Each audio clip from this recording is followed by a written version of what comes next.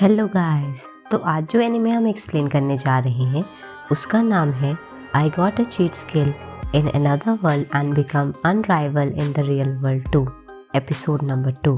Episode 2 की starting में दिखाया जाता है हमारा मेन प्रोटैगनिस्ट हीरो जो कहता है कि जो घर मेरे ग्रैंडपा ने मेरे लिए छोड़ा था उसके अंदर मुझे एक हिडन कमरा मिला और उस कमरे के अंदर एक डोर थी जो दूसरी दुनिया में कनेक्ट करती थी और बताता है कि उस दुनिया में मैं लेवल अप करता रहा जो दुनिया मैंने कभी देखी भी नहीं थी पहले। और साथ में बताता है कि उसकी वजह से मेरी बॉडी में भी बहुत ज़्यादा इफ़ेक्ट हुआ जो कि रियल वर्ल्ड में थी। वहीं प्रेजेंट का सीन दिखाया जाता है, वहाँ पर एक बहुत ही सुंदर लड़की आती है और वो कहती है क्या तुम युवा तेंजो-सान हो? तो वहीं वो लड़का कहता है हाँ मैं ही हूँ। तो लड़की हैरान होती है उसे देख के और उसे कहती है युवा-सान आप काफ़ी पतले हो गए हैं। तो वहीं युवा कहता है क्या? वहीं वो लड़की बताती है क्या आपने मुझे पहचाना नहीं? कन्वीनियंस स्टोर के सामने मुझे कुछ आदमियों ने घेर रखा था। तो तभी युवा को याद आती है कि हाँ मैंने आपको पहचान लिया। तो वहीं वो लड़का कहता है आपको मेरा नाम कैसे पता चला?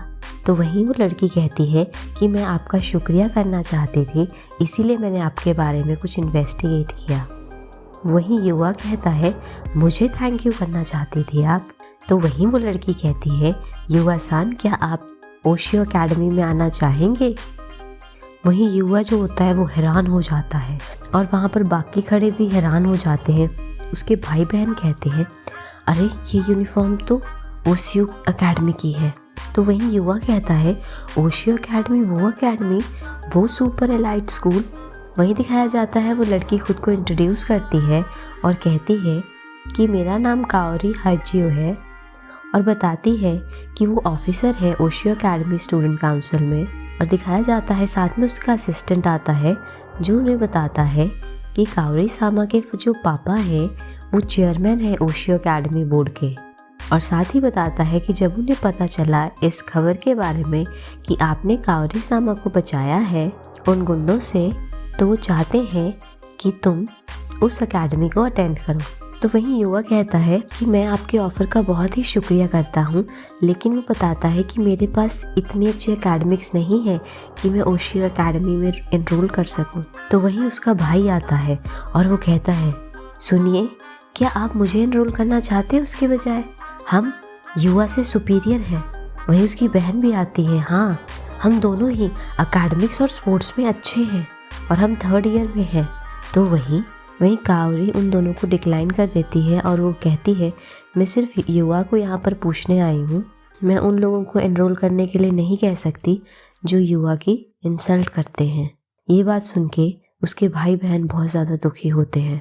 वहीं काओरी युवा को बताती है कि ओशियो अकेडमी जो है वो प्रायोरिटाइज करती है स्ट्रेंथ ऑफ कैरेक्टर को एकेडमिक्स के ऊपर, इसीलिए तुम्हारी एनरोलमेंट कोई भी प्रॉब्लम नहीं होगी।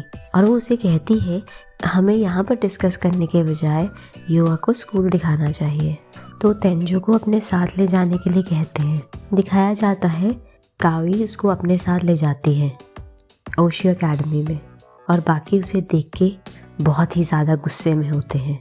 दिखाया जाता है ओशियो अकेडमी का सीन। वो बहुत ही फेमस एकेडमी होती है, बहुत सारे स्टूडेंट उसमें एनरोल होते हैं जो कि अपनी अपनी फील्ड में महारत हासिल होती है जिन्हें। वो बहुत ही सुपर एलाइट स्कूल होता है। दिखाया जाता है युवा तेंजो को चेयरमैन के ऑफिस में बिठाया जाता है। चेयरमैन जो है ओशियो अकेडमी से वो युवा तेंजो से मिलते हैं और बताते हैं कि मुझे काओरी ने तुम्हारे बारे में बताया है, मैं तुम्हारा बहुत शुक्रिया करता हूँ कि तुमने मेरी बेटी को बचाया। और वो उसके सामने झुकते हैं। वहीं युवा तेंजो कहता है कि मैंने ज़्यादा कुछ नहीं किया। वहीं चेयरमैन उसे बताते हैं कि उसका बहुत ही स्प्लेंडेड कैरेक्टर है जिसने उसकी बेटी को बचाया। इतने सारे लोग थे वहाँ पर बट उसी ने उसकी मदद की। हमें ऐसे ही स्प्लेंडेड कैरेक्टर वाले बच्चे की ज़रूरत है हमारे स्कूल में। और वो उसे ऑफ़र देते हैं कि वो हमारे स्कूल में आने के लिए सोचे और साथ ही कहते हैं वो एक थैंक्स होगा कि उन्होंने उनकी बेटी को बचाया।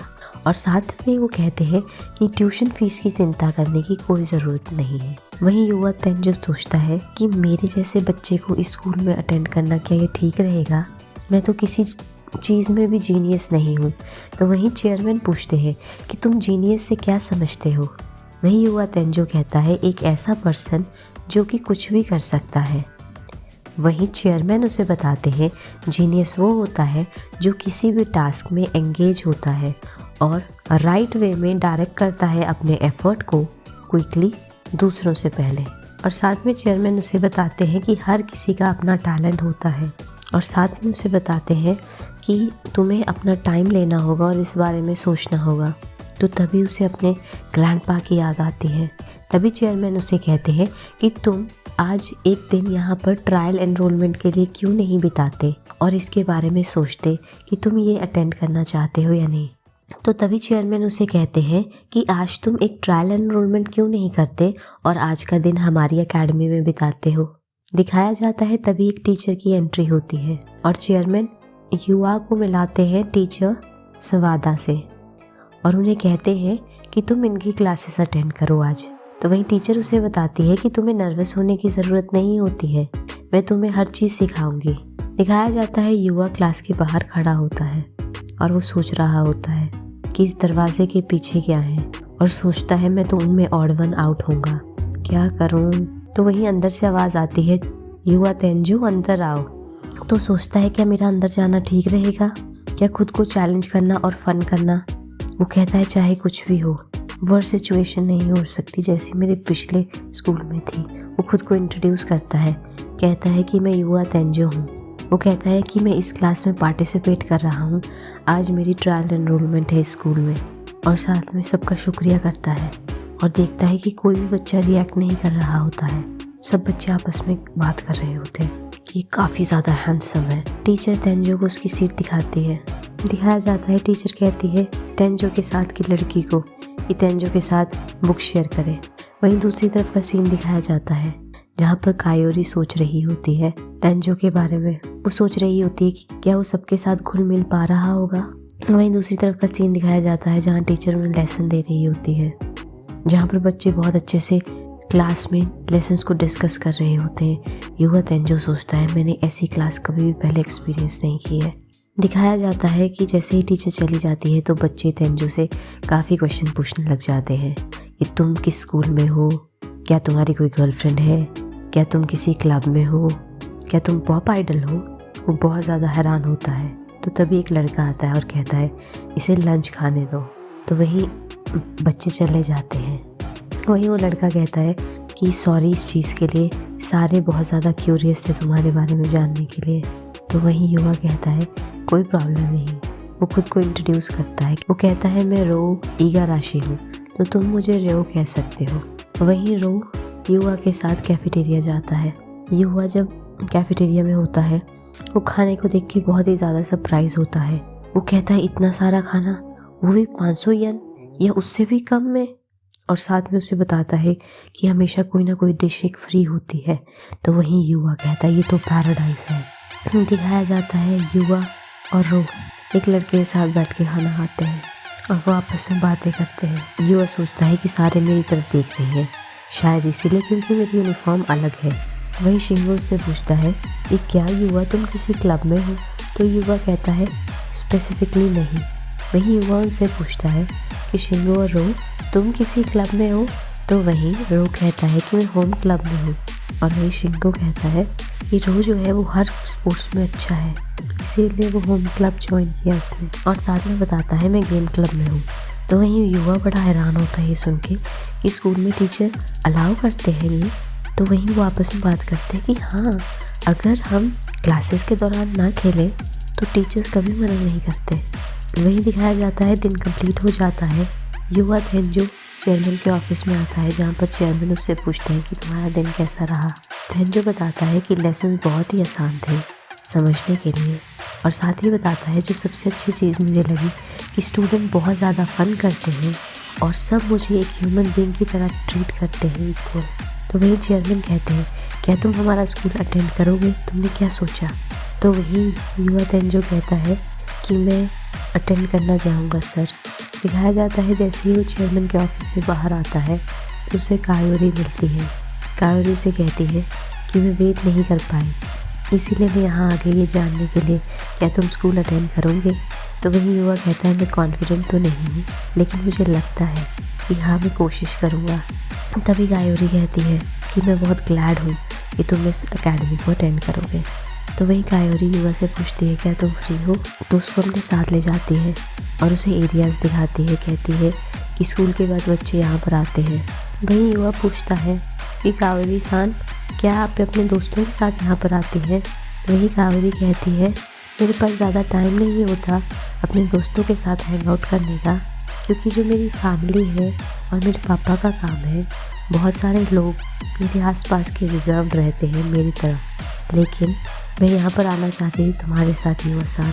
युवा काफ़ी हैरान होता है और वो देखता है सामने स्टॉल और वो कहता है क्या आप कावेरी सान वो खाना चाहेंगी।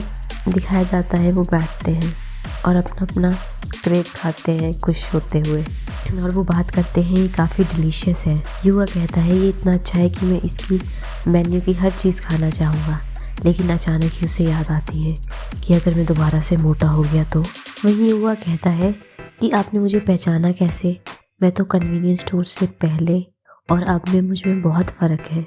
तो वही कावेरी कहती क्या फ़र्क है, मुझे नहीं लगता, तुम्हारी आंखें वैसी ही हैं, तो मैंने तुम्हें देखते ही पहचान लिया था।